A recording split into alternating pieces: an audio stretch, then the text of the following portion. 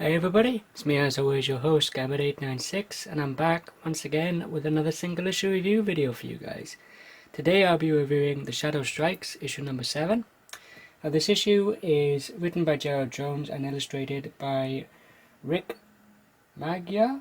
I hope I'm pronouncing that right. It's Magyar, and also Frank Springer. And on the lettering we have John Clark, and on the colouring we have Anthony Tollin. The story starts out with a young theatre actor by the name of Gregor Mills, who is approached by Mr. Green of the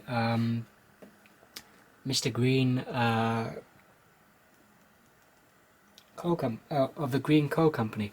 Here we have a really cool shot of the shadow overlooking the theatre in which Gregor has unfortunately had to leave, unfortunately, because the theatre has been closed. So he's in a discussion with Mr. Green and a aspiring radio show producer, and they want to come up with a new radio show to entice people to listen to their radio station again. So Mills comes up with the idea of doing a radio show on the Shadow.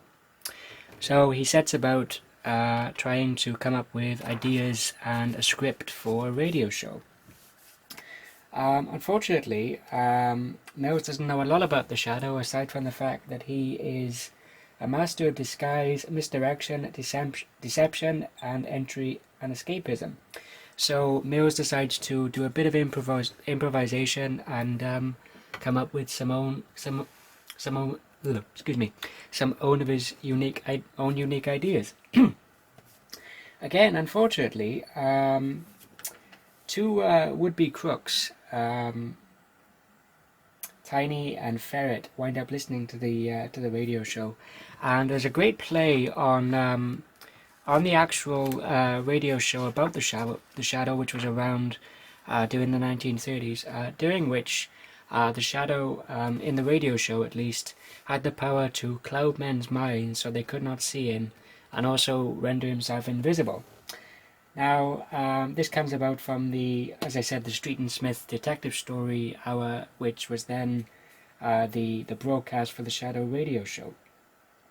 Unfortunately for Tiny and Ferret, Tiny believes everything that the radio show says about the Shadow, and that he can actually indeed turn himself invisible and cloud men's minds so they cannot see him, whereas Ferret, his fellow crook and companion, is of the opposite opinion. And unfortunately for Mills, the Shadow finds out about the radio show, and suffice it to say, is none too pleased about it. In fact, there's some great lines of dialogue between Mills and the Shadow, where Mills says to the Shadow, "Oh, so you've heard of our little radio program, I suppose." "I have heard it, and you won't. I have heard it, and I have heard the last of it. You will not broadcast it again." And then the Shadow gets asked a question by Mills before he's about to depart, and Mills asks him, "Do you use your own makeup?" And I don't know if you can see it very well, but you can see the Shadow kind of raising an eyebrow at being asked this question by Mills, which I thought was a really great balance of a little bit of humour thrown in by Gerard Jones during this 7th issue of the series. Now, unfortunately, both Tiny and Ferret decide to raid the cash register of the radio station where Mills' radio show is being broadcast, and they try to make off with the money. But after a brief chase scene in which both Mills and the Shadow give pursuit in a vehicle, they get both Tiny and Ferret wind up in Coney Island. And they wind up taking Agatha, who is a fellow actress in the theatre, along with Gregor Mills, hostage. And there's again a great play on the trope with the House of Mirrors within a funfair, and also there's a great play on, again, using the mechanic, if you will, of misdirection, and also the Shadow's invisibility, but also with Mills also using his dramatic voice impressions to great effect, taking on the voice of the Shadow, and essentially causing both Tiny and Ferret to be distracted, which gives the Shadow enough time to deal out his own brand of ample justice to Tiny and Ferret as well. And also at the back of this 7th issue, there's also a brief few pages about the history of the actual radio show, which many Shadow fans will know. During the first the first 32 episodes, Orson Welles, famous for not only being the voice of the Shadow and Lamont Cranston during the radio show during the 1930s, but also for conducting, along with another fellow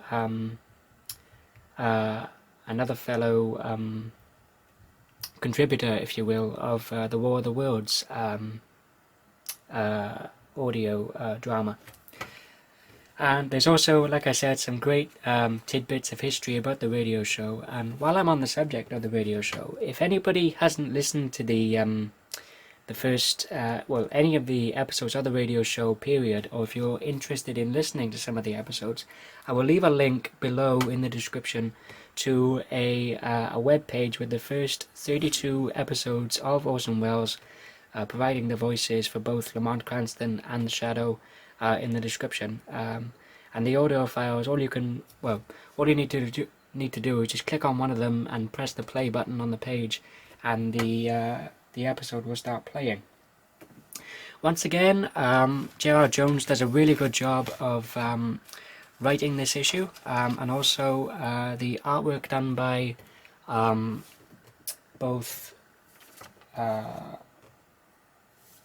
Magyar and Frank Springer is also really good, along with, again, the really good colouring, which is done by Anthony Tollin. So like I said, it's a really solid written issue, as well as solidly illustrated as well. Like I said, there's some great little tidbits of humour thrown in there as well. Like I said, this is a really great single issue story and a great play on some of the history of the Shadow, particularly with particular reference and a play on the Shadow radio show. If I had to give this 7th issue a rating, I'd actually give it a 5 out of 5. I really enjoyed it. I thought it was a lot of fun. There's some great, like I said, there's some great nuances about the Shadow radio show. There's some great humour moments in there as well, and there's a nice bit of action as well, and there's some really good chase scenes as well. So that about concludes this review video, guys. Thank you everybody for watching. Hope you all enjoyed this video. If you did, give it a thumbs up. Didn't like it, give it a thumbs down. But as I always say, if you thumbs down the video, please feel free to tell me why in the comments below, or send me a private message telling me why you didn't like the video. If you're new to my channel and you'd like to see more of my videos, please feel free to subscribe. And until next time, this is Gambit896 signing off, and I'll see you guys next time.